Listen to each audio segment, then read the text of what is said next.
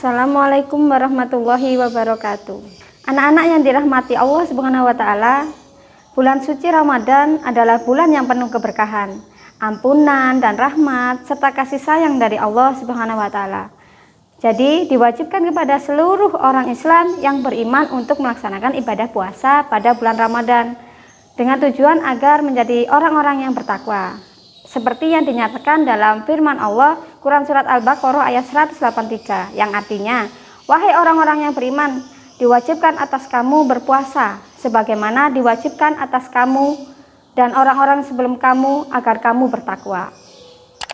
Nah, di sini dikatakannya di dalam tafsir ilmu katsir tersebut, memang kita diwajibkan untuk berpuasa, untuk membersihkan jasmani, rohani, dan untuk menjaga diri dari godaan setan, agar menjadi orang yang bertakwa.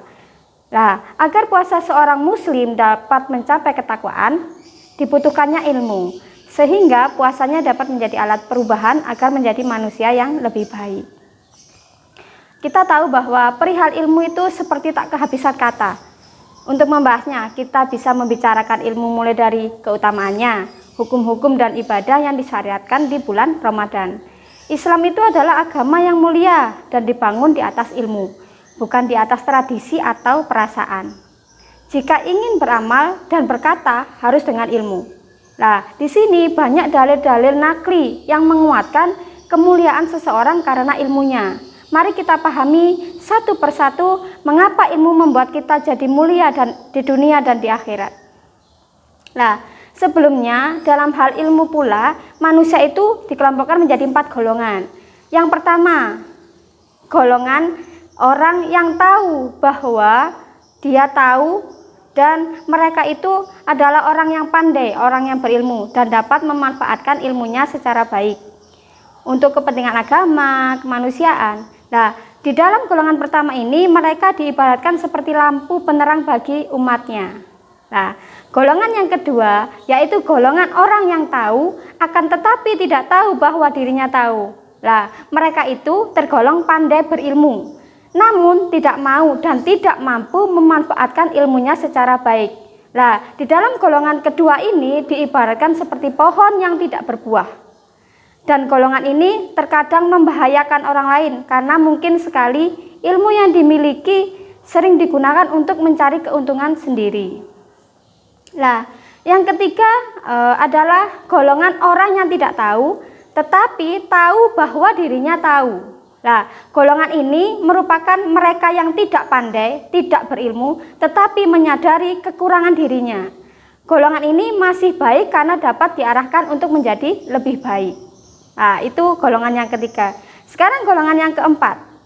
Orang yang tidak tahu tetapi tidak tahu bahwa dirinya tidak tahu. Golongan keempat ini mereka yang tidak pandai, tidak berilmu atau bodoh namun tidak menyadari kekurangannya. Orang yang demikian itu susah diarahkan karena dia merasa mampu dan benar. Nasihat dan arahan dari orang tua, dari guru diperlukan karena dia tidak merasa cukup mampu untuk melakukannya. Akibatnya mereka ini tidak disukai dalam pergaulan. Anak-anak yang dirahmati Allah Subhanahu wa taala, selanjutnya mari kita pahami satu persatu mengapa manusia harus menuntut ilmu jika ingin mulia di dunia dan akhirat. Yang pertama, Allah Subhanahu wa taala membedakan dan mengangkat derajat orang yang berilmu.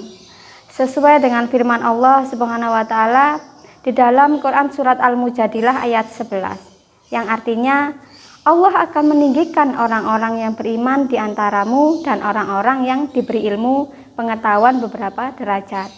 Nah, dari Quran Surat Al-Mujadilah ayat 11 itu, Ibnu Abbas berkomentar dengan mengatakan tingkatan para ulama dibanding orang mukmin biasa adalah lebih tinggi sebanyak 700 derajat, di mana di antara satu derajat ke derajat setelahnya adalah sama dengan jarak 500 tahun perjalanan.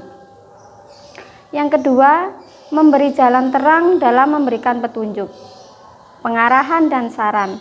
Orang yang pandai itu ibarat lampu penerang bagi umatnya atau kaumnya dalam hal petunjuk.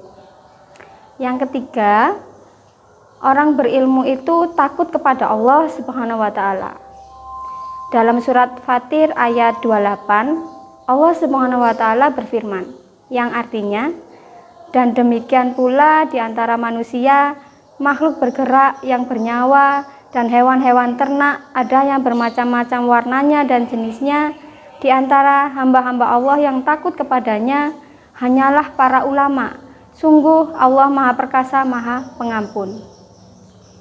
Ayat ini menjelaskan bahwa dengan ilmu seseorang akan lebih memahami bagaimana kehidupan ini diciptakan dan mendalami pengetahuan tentang kekuasaan Allah Subhanahu wa taala sebagai Sang Maha Pencipta. Orang berilmu akan takut melakukan hal-hal yang mengandung dosa karena ia memiliki pengetahuan akan kekuasaan dan juga kebesaran Allah Subhanahu wa taala. Yang keempat, orang berilmu dimudahkan jalannya ke surga. Dalam sebuah hadis tentang keutamaan ilmu pengetahuan dalam Islam, Rasulullah SAW bersabda, "Waman salaka thoriqon yaltamisu fihi ilman sahalallahu lahu bihi thoriqon ilal jannah." Nah, artinya siapa yang menempuh jalan untuk mencari ilmu, maka Allah akan mudahkan baginya jalan menuju surga. Hadis riwayat Muslim nomor 2699.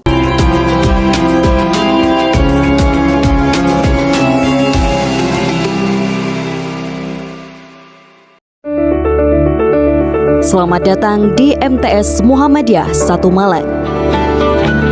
MTS Muhammadiyah 1 Malang berasal dari PGAL, Pendidikan Guru Agama Lengkap, berdiri pada tahun 1954 yang berada di Jalan Bandung, dan pada tahun 1978 berpindah lokasi ke Jalan Baiduri Sepah 27, Tlogomas, Malang.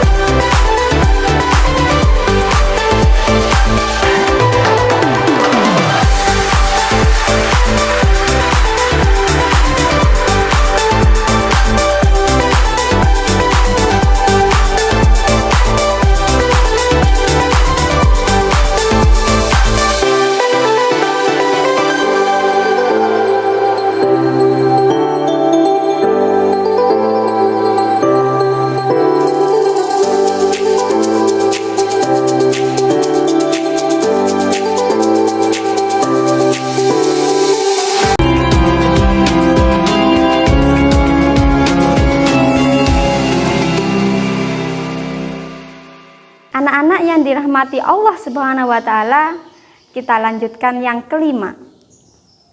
Orang berilmu itu memiliki pahala yang kekal. Ilmu akan kekal dan bermanfaat bagi pemiliknya walaupun ia telah meninggal. Disebutkan dalam sebuah hadis tentang keutamaan ilmu dalam Islam. Dari Abu Hurairah radhiyallahu anhu, ia berkata kepada Rasulullah Shallallahu alaihi wasallam, yang artinya, jika seseorang meninggal dunia, maka terputuslah amalannya, kecuali 3 perkara, yaitu sedekah jariyah, ilmu yang dimanfaatkan, atau doa anak soleh. Hadis riwayat Muslim ayat 1631. Dengan adanya ilmu yang kita dapatkan selama ini, jika diterapkan selama menjalankan puasa Ramadan ini, apakah kita sudah termasuk dalam tingkatan puasa yang mana? Selanjutnya, kita akan membahas lagi bagaimana tingkatan-tingkatan orang berpuasa. Ini menurut Imam Al-Ghazali dalam kitab Ilyah Ulumuddin dijelaskan bahwa puasa itu memiliki 3 tingkatan. Yang pertama itu puasa orang awam, yang kedua puasa orang khusus, dan yang ketiga adalah puasa orang lebih khusus.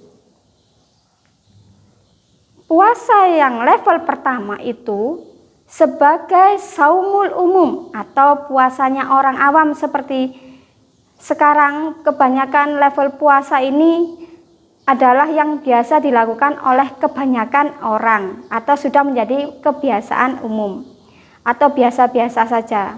Karena praktek puasa yang dilakukan di level 1 ini hanya sebatas menahan haus dan lapar, serta hal-hal yang membatalkan puasa secara syariat. Yang kedua, puasanya orang khusus. Yang kedua ini disebut sebagai saumul khusus atau puasanya orang-orang spesial. Level nilainya very good. Mereka berpuasa lebih dari sekedar menahan haus, lapar, dan hal-hal yang membatalkannya. Akan tetapi, mereka juga berpuasa untuk menahan pendengaran. Di level kedua ini, termasuk puasanya orang khusus, selain menahan haus, lapar, dan hal-hal yang membatalkannya, itu juga mereka menahan pendengaran, mendengarkan dari kata-kata yang tidak baik, penglihatan dari segala hal yang dimakruhkan, lisan dari perkataan yang sia-sia, mengumpat, tangan, kaki, dan segala anggota badannya dari perbuatan dosa dan maksiat. Mulutnya bukan saja menahan diri dari mengunyah, tapi juga menahan diri dari menggunjing, bergosip, apalagi memfitnah. Tidak berlebih-lebihan dalam berbuka puasa sampai mulutnya penuh makanan. Hatinya senantiasa diliputi rasa cemas dan harap karena tidak diketahui apakah puasanya diterima atau tidak oleh Allah Subhanahu wa Ta'ala. Jadi di level kedua ini, puasanya orang khusus adalah harus menahan dari haus, lapar, pendengaran, mulutnya juga harus ditahan dari hal-hal yang tidak baik, baik itu bergosip dan sebagainya. Di zaman sekarang mungkin juga termasuk dalam menahan jari-jarinya agar tidak menyebarkan berita-berita bohong atau hoax. Yang ketiga, puasa orang super khusus. Ini level yang paling tinggi menurut klasifikasi Imam Al-Ghazali. Disebut saumul khususil khusus. Inilah praktek puasanya orang-orang istimewa, dalam kata lain adalah excellent. Mereka tidak saja menahan diri dari maksiat, tapi juga menahan hatinya dari keraguan akan hal-hal keakhiratan. Menahan pikiran dari masalah-masalah duniawiyah, serta menjaga diri dari berpikiran dan dari berpikir kepada selain Allah. Standar batalnya puasa bagi mereka yang tingkatan levelnya tinggi, istimewa, excellent itu apabila terbesit di dalam hatinya, pikirannya tentang selain Allah, seperti cenderung memikirkan harta dan kekayaan dunia. Bahkan menurut kelompok ketiga ini, puasa dapat terkurangi nilainya dan bahkan dianggap batal apabila di dalam hatinya tersirat keraguan, meski sedikit saja atas kekuasaan Allah. Puasa kategori level 3 ini adalah puasanya para nabi, siddiqin, dan muqarrabin. Sementara di level kedua adalah puasanya orang-orang saleh. Lantas sudah berada di mana tingkatan puasa kita selama ini? Kita tahu bahwa jika berpuasa tanpa ilmu, kita tidak dapat mencapai tujuan yang istimewa, tidak dapat mencapai ketakwaan. Begitu pula ibadah-ibadah lainnya. Begitu pula ibadah-ibadah lainnya, karena penting bagi kita umat muslim untuk senantiasa belajar tanpa henti, baik untuk ilmu agama, baik untuk ilmu dunia, agar apapun yang kita kerjakan dapat mencapai tujuan sebagaimana mestinya. Semoga Allah Subhanahu wa Ta'ala memudahkan kita dalam meningkatkan ilmu agama dan menjalankannya dengan baik dan istiqomah. Wallahu a'lam bishawab. Wassalamualaikum warahmatullahi wabarakatuh.